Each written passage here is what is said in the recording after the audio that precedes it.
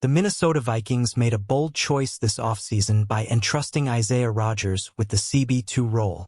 The decision drew attention because Rodgers, newly arrived via free agency, had never assumed the undisputed starting role in his career. Until then, he had played a more complementary role, stepping onto the field in specific situations as CB3 and being used strategically in rotations. Despite this limited track record, the coaching staff demonstrated confidence in his potential and his ability to take on greater responsibility within the team's defensive scheme.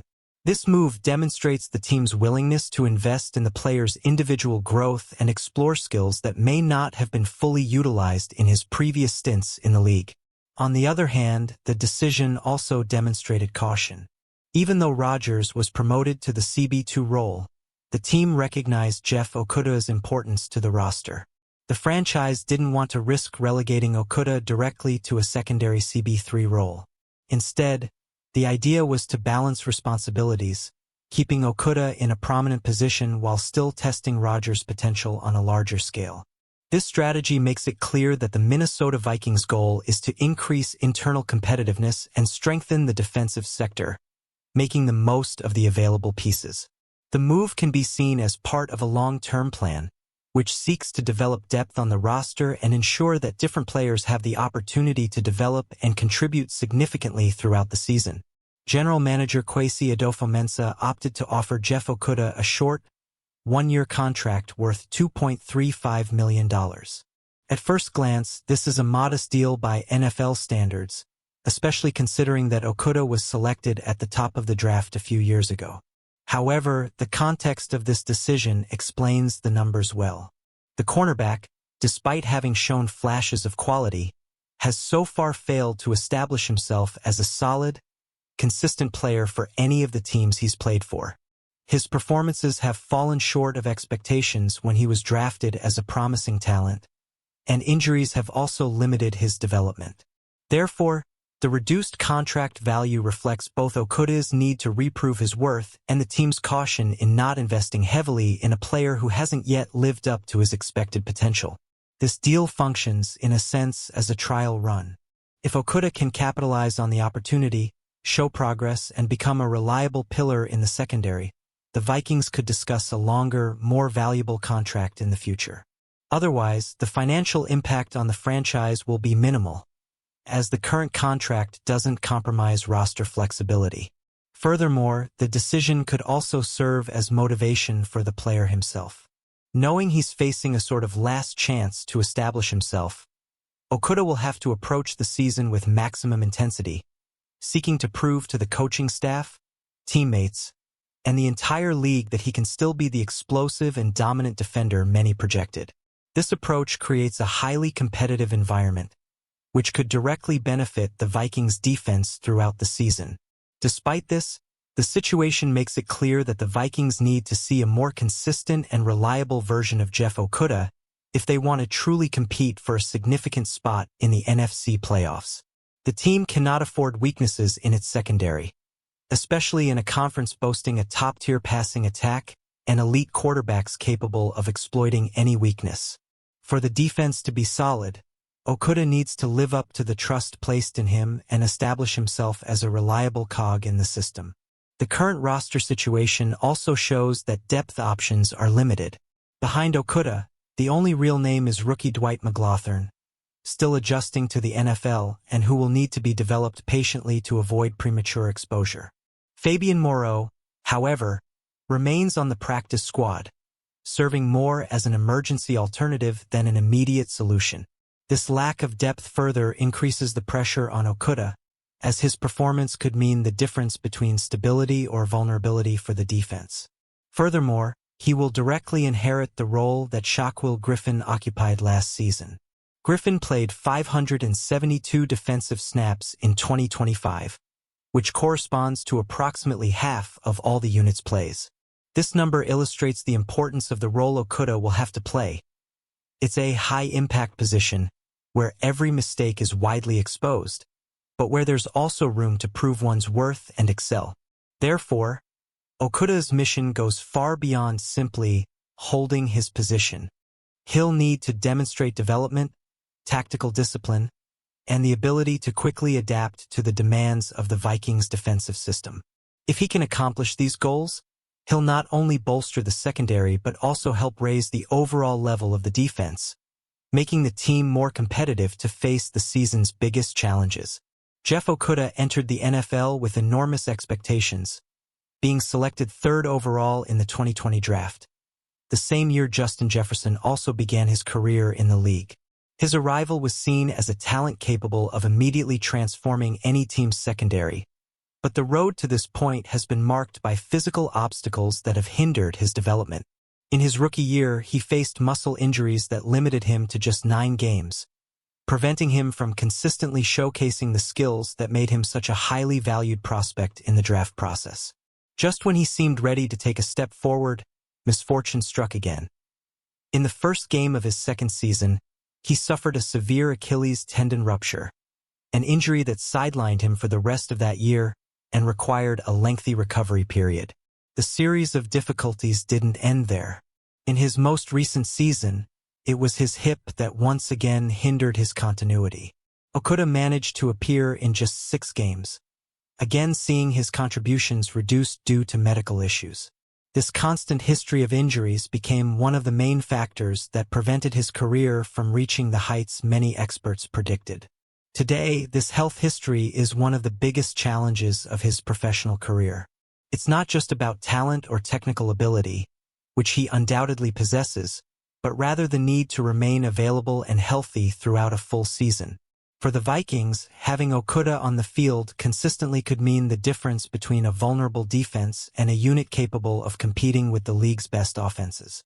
Another issue that draws attention, besides his injury history, is Jeff Okuda's performance even during the periods he was available to play. The expectation surrounding a talent selected so highly in the draft was that he would quickly establish himself as one of the greats at his position, but so far, his performance on the field has fallen short. According to Pro Football Focus, PFF, numbers, the former Detroit Lions defensive end has been tested 181 times throughout his career. In these situations, he allowed 120 receptions, resulting in a total of 1,926 yards and 5 touchdowns. Opponents averaged a passer rating of 106.3 when they threw to him, a statistic that highlights Okuda's difficulty limiting the production of the receivers he faced. Another notable point is that in none of his seasons has Okuda managed to finish the year with a grade lower than 60 from PFF. For comparison purposes, a rating in this range would already be considered below average for the cornerback position, which further reinforces the perception that he hasn't yet reached the level expected since his arrival in the NFL. Even given these worrying numbers, the Minnesota Vikings chose to invest in his potential, believing that the change of environment, the new coaching staff, and the possibility of a fresh start could help him unlock what he hasn't been able to show so far. It's a calculated risk. On the one hand, the chance to finally reap the rewards of a talent that hasn't yet shown. On the other, the possibility of once again facing the same challenges that have plagued him since the beginning of his career. Journalist Alec Lewis of The Athletic recently highlighted the Vikings' reason for this bet on Jeff Okuda, despite all the uncertainty surrounding his career. According to him, Brian Flores sees in the cornerback characteristics that fit well within the defensive system he intends to implement. According to Lewis, Okuda possesses a unique skill set that the defensive coordinator doesn't overlook. Among the highlights is his physical ability, especially in initial contact with receivers at the line of scrimmage. This aggressiveness at the start of a route can be crucial in destabilizing opponents and delaying the development of passing plays. Furthermore, his athletic explosiveness allows him to cover short spaces quickly, something extremely valuable in man-to-man situations in tighter areas of the field. This agility can be leveraged both in short third-down scenarios and in red zone plays, where the defense needs to react in fractions of a second to avoid points. This set of qualities means that, even with numbers that aren't yet impressive, Flores sees the potential to transform Okuda into a functional and, perhaps, indispensable piece in certain defensive packages. The idea is to fully utilize what he already does well, while gradually working on technical aspects that still need refinement. Jeff Okuda, without question, possesses physical and athletic attributes that spark interest and justify why he was once selected so high in the draft. There's a clear reason he was the third overall pick. His combination of size and speed has always caught the attention of NFL scouts and experts.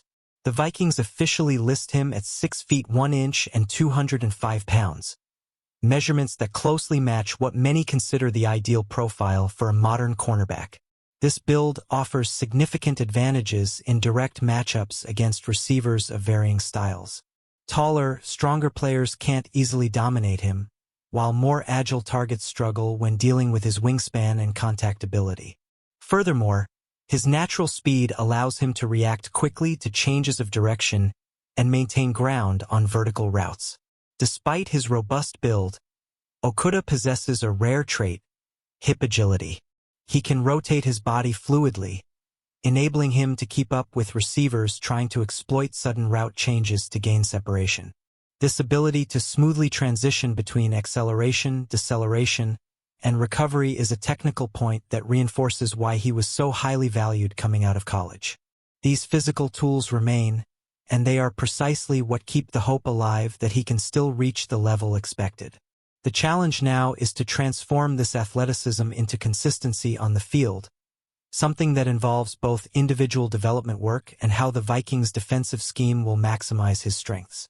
This set of physical attributes, combined with the strength he displays in initial contact at the line, scrimmage is precisely the kind of challenge that makes wide receivers uncomfortable. Athletes who face defenders with this profile know how difficult it is to maintain fluidity on routes when they're constantly pressured and pushed from the first step. A clear example of this came from Vikings star Justin Jefferson, who commented during the offseason on his experience facing Jeff Okuda.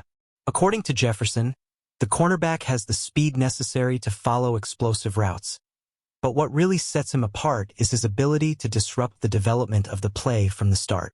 Jefferson was blunt. He has that speed and the ability to create plays to be that kind of annoying cornerback. Jefferson also highlighted a crucial point: physicality.